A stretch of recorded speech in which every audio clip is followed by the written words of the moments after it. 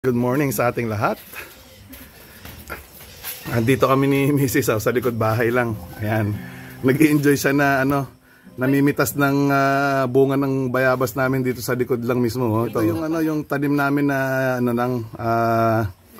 native. Pero siya nalahian siya ng namin, ng guwapol namin.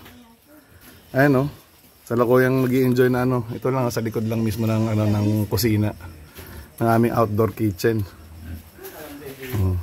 Sana marami pa siyang mahinag lahat sila.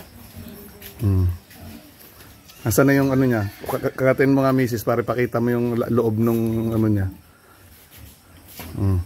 Tinan mo siya, ayan Sarap. Iba talaga pag may napipitas ka, no? Pag may tinan, siyempre pag may tinan may aanihin, di ba? Hindi naman tumubo lang ng biglayan dito.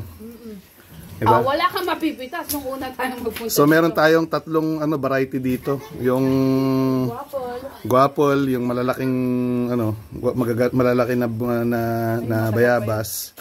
Meron din tayo yung native. Tunay nga, 'di ba, Mrs.? Kahit saan man tayo dalhin ni Lord, 'di ba? Basta kasama natin si Lord. Siguradong pagpapalain kanya. So ito sa simpleng mga pagpapala everyday. To God be the glory.